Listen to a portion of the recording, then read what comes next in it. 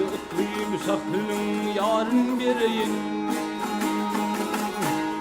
Yedi sakın yarın vereyim.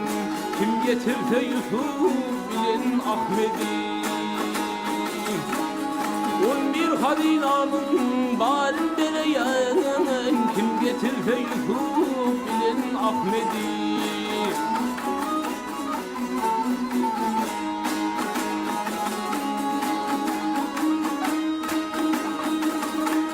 Yettin bu dünyada kul koşuna, bilen perva düşsün eydi kuduşuna. Altıncı atece değil başına, kim getirse Yusuf bilen Ahmet'i.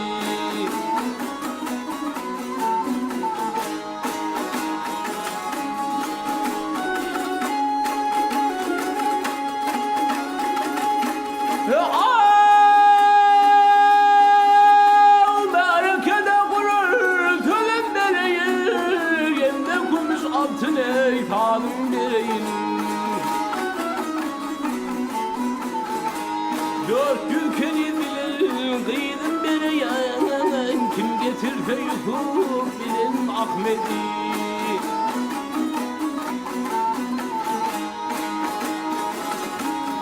Gönül şadir sana ifat vereyim, bırak bilen bakmadıma yeteyim. Ya ölürsen ölme nehrem edeyen, kim getirse Yusuf bilen Ahmet'i.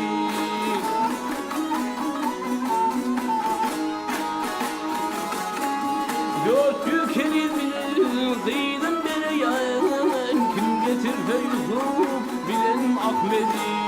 Kim getirse Yusuf bilen Ahmet'i.